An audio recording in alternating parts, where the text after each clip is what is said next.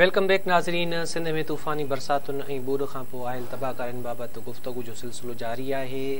बरसातुनि खे ख़तमु थिए 2 हफ़्ता गुज़री विया आहिनि या वरी इन खां बि वधीक अरसो गुज़री वियो आहे, पर मुख़्तलिफ़ ॻोठनि मां पाणी नेकाली जो जेको अमल आहे उहो शुरू न थी सघियो आहे, न ई वरी का हिकमत अमली जोड़ी वई आहे। नतीजे तौरु मुख़्तलिफ़ बीमारियुनि मुंहुं कढियो आहे। माण्हुनि जा जेके कचा पका घर आहिनि उहे कमज़ोर थी रही पट पइजी विया आहिनि ऐं जेके बचा आहिनि उहे किरण जे वेझो आहिनि। उन खां अलावा ॿिया बि खोड़ सारा मसइला आहिनि जेके पाणी भेजण खां पोइ उन्हनि जनमु वरितो आहे। कोशिशि आहे त मुख़्तलिफ़ शहरनि जी जेका सूरत हाल आहे उन बाबति तव्हांखे आगाह कयूं ऐं उतां जे रिपोर्टरनि खे लाइन ते वठूं त पाणी नेकाली जे लाइ छा थी रहियो आहे। शबीर साईं, हीउ जेको अॼोको इजलास थियो आहे इन में भला पाणी नेकाली जे लाइ का शइ गौर हेठि आई आहे या का हिकमत अमली वग़ैरह? हिकिड़ो त तव्हां ॿुधायो त हीउ मंछर वारो मामिलो हल थी वेंदो, छो जो पाणी जो जेको नेचुरल फ्लो आहे उहा शइ क्लियर थींदी, पर हाणे कुझु शहर अहिड़ा बि आहिनि जिते अहिड़ी सिचुएशन आहे ॻोठनि मां पाणी नेकाल थी सघे थो, पर इंतिज़ामिया या त चऊं त ॼाणे वाणी उहो पाणी नेकाल न पई कराए, या त वरी इंतिज़ामिया वटि अहिड़ा वसीला ई न आहिनि जो एतिरनि ॻोठनि में एट ए टाइम एॾी वॾी मिक़दार में पाणी नेकाल कराए सघे। छाकाणि त ॿाराड़ी में तव्हां भली बत ॼाणो था त हीउ बुनियादी तौर ते हीउ जेको कमु आहे उहो आहे टाउन कमेटीज़ जो, जेके असांजा बल्दियाती इदारा आहिनि ऐं चङो मोचारो अरसो हिकु थी असांजा जेके बल्दियाती इदारा आहिनि उहे गैर फ़ाइल रहिया, पर उन खां पोइ जेकॾहिं इलेक्शन वग़ैरह थी बि आहे त मां सम्झां थो त बल्दियाती इलेक्शन खे जेके इदारनि खे जेके अख़्तियार मिलणु घुरिजनि या जेको कमु उन्हनि खां वठणु घुरिजे उहो न पियो वरितो वञे, ऐं ख़ासि तौर ते जेके वसीला आहिनि उहे एतिरा न आहिनि जो एॾे वॾे डिज़ास्टर में ही पाणी नेकाल या वरी जेके ॿिया मामला आहिनि उन्हनि खे मुंहुं ॾेई सघिजे। त पोइ सरकारी सतह ते छा पॉलिसी आहे भला? बिल्कुलु इरफान, ॾिसो मुख़्तलिफ़ मामला आहिनि इन मामले में। हिकिड़ा त आहिनि टाउन कमेटीज़ या शहरनि वारा जेके मामला, शहर में बीठल पाणी निकाल करणु यकीनन उहा टाउन कमेटीज़ जेका मशीनरी हूंदी आहे उनखे ई फ़ाल करिणो पवंदो, उहा उतां निकिरी सघनि था उहे पाणी।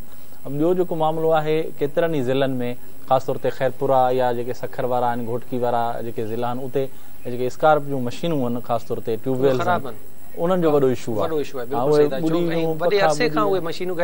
हा, उहे जेको अॻु में मशीनूं यको गैर फ़ाल आहिनि, हाणे उन्हनि खे फ़ाल करण जी ज़रूरत आहे। उन्हनि खे फ़ाल करण लाइ चङा ख़ासा फंड घुरिजनि ऐं उहे स्कार्प वारा जेके मुलाज़िम आहिनि उन्हनि खे ॻोल्हे हथु करिणो पवंदो त उहे किथे आहिनि ऐं उन्हनि, छाकाणि त उन्हनि जे पाणी कढण जो हिकिड़ो मैकेनिज़म हूंदो, ईअं त कोन हूंदो। उन्हनि जेके अॾो हूंदियूं, के मोक हूंदा, के वाह हूंदा, ख़बर न आहे त उन्हनि जी छा पोज़ीशन हाणे रही आहे, पाणी कढण जहिड़ा उहे रहिया आहिनि या न रहिया आहिनि, उन्हनि खे बि मज़बूत कबो या उन्हनि जो को जेको आहे रस्तो कढबो।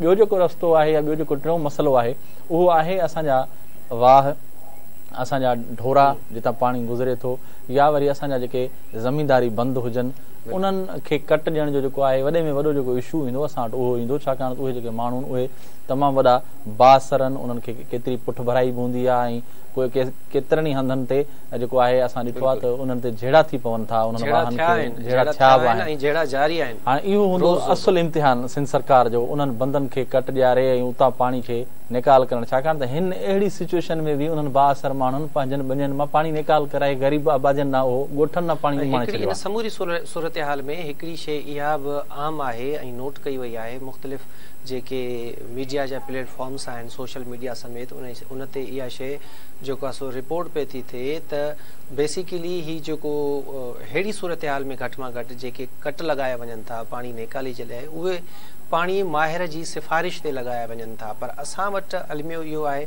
त हर माण्हू हाणे पाणी माहिर आहे ऐं ॻोठनि में जेके बि बासर माण्हू आहिनि डंडे जे ज़ोर ते हू पंहिंजी मर्ज़ीअ सां पाणी खे रस्तो ॾियारनि था ऐं नतीजे तौरु मिसकिन माण्हुनि जा जेके ॻोठ आहिनि उहे पाणी हेठि अची वञनि था। अकरी खां धरती टीवी जो रिपोर्टर मुज़फ़र शहर असां लाइन ते मौजूदु आहे, साणुसि गुफ़्तगू कंदासीं। मुज़फ़र, ॿुधाइजो त अकरी जी छा सूरत हाल आहे? पहिरियां त फैज़गंज वाह खे घारो लॻो हुयो जंहिंमें इहो ख़दशो हुयो त शहर ॿुॾी वेंदा, हाणे जेतोणीकि उहो घारो बंदि थी वियो आहे, इनखे काफ़ी ॾींहं बि गुज़री चुका आहिनि, त पाणी नेकाल करण बाबति छा हिकमत अमली आहे? जी बिल्कुलु, मां तव्हांखे ॿुधाईंदो हलां, फैज़गंज बार खे जेको घारो लॻो हुयो उनखे बंदि थिए त 5 ॾींहं गुज़री विया आहिनि, पर पाणी जो गुज़र रोड खां ॿिए तरफ़ अञा बि जारी आहे, जो घारे में काफ़ी पाणी हलियो हुयो, जंहिंजे करे अञा ताईं स्लो स्लो रोड जे ॿिए पासे खां पाणी हले पियो। बाक़ी मजमूई तौर ते अकरी जे काफ़ी रोडनि ते अञा बि पाणी बीठल आहे। अकरी इलाइक़ा जो जेको रोड आहे उन ते तक़रीबन 400 मीटर ताईं जेको आहे सो 2 खां 2.5 फुट पाणी बीठो आहे। जितां जेको आहे सो अकरी पुराणी अकरी खां अकरी चौधरी शहर तरफ़ जेके ईंदड़ वेंदड़ माण्हू आहिनि उहे रोज़ानो 2 खां 3 फुट पाणी मां क्रॉस करे अचनि पिया। ऐं अकरी चौधरी ऐं आसपास में इंतज़ामिया तरफ़ां पाणी कढण जा के बि उपाउ न वरिता विया आहिनि। जॾहिं त पाणी रोज़ बरोज़ वधंदो पियो वञे, उनजो सबबु इहो आहे त काफ़ी पाणी मथां वारी जॻहियुनि खां लही हेठां ई अकरी वारी तरफ़ अचे पियो। ऐं काफ़ी पाणी जा रेला जेके आहिनि, जेको खानवा खे कट लॻो हुयो, उनजो पाणी जेको आहे सो अॻिते क्रॉस कंदो, कोरकी खां क्रॉस करे उहो अकरी तरफ़ ई अचे पियो। मां तव्हांखे ॿुधाईंदो हलां त नौशहर फिरोज़ खां काफ़ी पाणी दंग जेको दंग आहे लाखावट जो ऐं अकरी चौधरी जो नौशहर ज़िले जो दंग आहे, उन दंग खां रोड क्रॉस करे उहो बि अकरी चौधरी तरफ़ अचे पियो। यानी अकरी चौधरी हिन वक़्तु चौतरफ़ पाणी जे घेरे हेठि आहे। सही आहे, ठीकु आहे, वरी महिरबानी मुज़फ़र इरफान, तव्हां इन इलाइक़े जा माण्हू आहियो, मां थोरो सम्झणु चाहींदुसि इहो जेको फैज़गंज वारो इलाइक़ो आहे, अकरी चौधरी सेठाजा वारो इलाइक़ो आहे, इन जो पाणी जो ड्रेनेज कहिड़े पासे आहे? छाकाणि त फैज़गंज वारो ओभर वारो हिसो जेको आहे ज़रे घटि ईअं सम्झो त थर वञी लॻे थो, भिटूं बि आहिनि उते हिस पाणियुनि खां परियां, त पोइ इहो पाणी इन पासे वञी सघे थो या ॿिए पासे वञी? फैज़गंज में 4 वाह आहिनि। सही, ठीकु आहे। हाणे पाणी जो जेको निकाल थींदो उहो मुख़्तलिफ़ वाटर कोर्सनि वसीले डायरेक्ट वेंदो वाहुनि में। सही, उहे वाह अॻिते हली वञनि था सखर बैराज में, कोटड़ी बैराज में। सही, अलमियो इहो आहे त पाणी जो जेको नेचुरल फ्लो आहे, जेको कुदरती लंघ आहे, दग आहे, उन ते कब्ज़ा थी चुका आहिनि। अच्छा, या त वरी उन्हनि जे भरपासनि में बासर माण्हुनि जा ॻोठ आहिनि। सही, जेके उन तरफ़ पाणीअ खे वधण नथा ॾियनि। जीअं पाण ज़िक्र पियो कयो त डंडे जो ज़ोर आहे, लठ जो ज़ोर आहे, बंदूकूं खयूं वेठा आहिनि ऑन दी स्पॉट, ऐं कंहिंखे बि कट हणणु नथा छॾनि। सही, मां सम्झां थो त 4 खां 5 ॾींहं पहिरियां SDO फैज़गंज अब्दुल गनी शर धरती टीवी सां ॻाल्हायो हुयो, ऐं उन इहा शइ वाज़े कई हुई त असांखे पाणी निकाल करणु ॾिनो ई नथो वञे। सही, जेके बासर आहिनि उहे असांखे पाणी निकाल करण ई नथा ॾियनि। हींअर बि जेकॾहिं तव्हां फैज़गंज तालुके जी ओवरऑल सूरत हाल ते नज़र फेराईंदो त जिते जिते पाणी बीठो आहे उहो सभु मिसकिन माण्हुनि जा घर आहिनि, मिसकिन माण्हुनि जा ॻोठ आहिनि। सही, को बि अहिड़ो को बासर माण्हू न आहे जंहिंजो ॻोठ ॿुॾो हुजे, जंहिंजी ज़मीन ॿुॾी हुजे, या ताहाल उन जी ज़मीन में पाणी बीठो हुजे, ऐं जेकॾहिं बीठो आहे बि त उहो एफर्ट्स न वठंदो हुजे। सही, करूंडी खां धरती टी जो रिपोर्टर दानिश मुगल असां सां लाइन ते मौजूदु आहे। दानिश, ॿुधाइजो करूंडी शहर जी छा सूरत हाल आहे? जी बिल्कुलु इरफान, तव्हांखे ॿुधाईंदा हलूं, चौमासे जी बरसाति जिथे सॼी सिंध में तबाही मचाई आहे, उते करूंडी ऐं आसपास जा जेके ॻोठ आहिनि, केतिरा ई ॻोठ आहिनि, उन्हनि में पिणु तबाही आहे। करूंडी ऐं आसपास जा जेके ॻोठ आहिनि, जंहिंमें ॻोठ हाकिम अली रतड़ आहे, दरगाह हाजी हुसैन शाह जिलानी आहे, ॻोठ हाजी सिजावल ख़ासि केली समेत अलाए केतिरा ई ॻोठ आहिनि जिन्हनि जा रोड रस्ता तोड़े घरनि में 4 खां 5 फुट पाणी बीठल आहे। पाणी बीठल हुजण जे करे पाणी जेको आहे हफ़्तो 15 ॾींहं गुज़रण बावजूदि उहो पाणी निकाल न थियो आहे। पाणी बीठल हुजण जे करे हुन में जेको आहे मुख़्तलिफ़ बीमारियूं पैदा थी रहियूं आहिनि, जंहिंमें गैस्ट्रो, मलेरिया, चमड़ी जी बीमारी आहे। तव्हांखे इहो ॿुधाईंदा हलूं त करूंडी ऐं आसपास में 10 ॾींहंनि जे अंदरि गैस्ट्रो विघे 12 खां 15 ॿार जेके आहिनि फोत थी चुका आहिनि, जॾहिं त इंतज़ामिया पारां अञा ताईं पाणी निकाल कराइण जो को बि अमल जारी न कयो वियो आहे। जी इरफान, ठीकु आहे, वॾी महिरबानी। दानिश, ॾिसो न केॾो ज़ुल्म आहे, केॾी ज़्यादती आहे। पाणी निकाल करणु ॾिनो नथो वञे, नतीजे तौरु गैस्ट्रो, डायरिया, मलेरिया, चमड़ी जूं बीमारियूं तमामु घणी ख़राबु सूरत हाल आहे। इहे बीमारियूं आम थियूं आहिनि, तिबी इमदाद का आहे कान।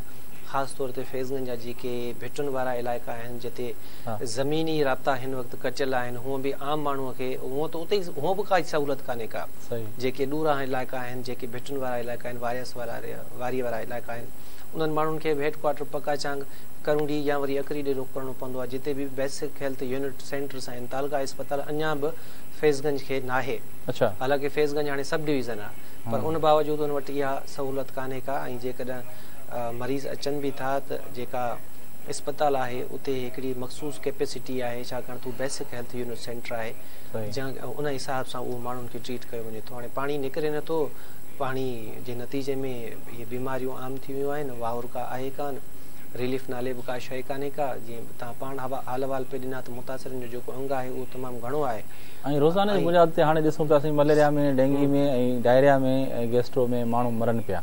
ऐं इहा जेका सूरत हाल उहा ॾाढी ॾुखईंदड़ आहे, ख़ासि तौर ते बंधनि ते वेठल जेके माण्हू आहिनि उन्हनि में वरी औरतूं ऐं ॿार उन्हनि जी जेका हालत आहे उहा ॾाढी ख़राबु आहे। मर्द त जीअं तीअं करे को बि जेको सो करे था वञनि, पर जेके असांजा बुज़ुर्गनि, ॿार ऐं औरतूं उन्हनि में डायरिया, मलेरिया, गैस्ट्रो, उन सां गॾोगॾु चमड़ी जूं बीमारियूं जेके आहिनि उहे आम थी वियूं आहिनि। हाणे त डेंगी, मलेरिया ऐं गैस्ट्रो में माण्हू मरणु शुरू थी विया आहिनि। केसि ताईं जेके माण्हू बंधनि ते वेठा हूंदा ऐं मच्छरनि जो एॾो आज़ार वधी वियो आहे जो ख़ुदि सिंध हुकूमत बि रियलाइज़ करे थी त असांखे घटि में घटि 3 लख मच्छरदाणियुनि जी ज़रूरत आहे जेके फराहम कयूं वञनि। 10 लख मच्छरदाणियूं सिंध हुकूमत पंहिंजे रिकॉर्ड मूजिबि ॾेई चुकी आहे, अञा 3 लख मच्छरदाणियूं घुर्बल आहिनि। फुहारो बि कराए थो वञे, पर हाणे जिते किथे पाणी बीठो आहे, जाॾे माण्हू नज़र फेराए उते पाणी बीठो हुजे, गोॾे जेॾो चेल जेॾो पाणी बीठो हुजे, त उते इहे फुहारा कहिड़े कम जा हूंदा। हिते मच्छरनि जी जेका पैदावार आहे इहा त रोज़ जी बुनियाद ते थींदी हूंदी ऐं लखनि जी तादाद में थींदी हूंदी। बहरहाल सिंध सरकार खे इन मामले ते इनिशिएटिव वठिणो पवंदो ऐं पंहिंजे माण्हुनि जी मालिकीअ जे लाइ अॻिते अचिणो पवंदो। ट्रांसमिशन जो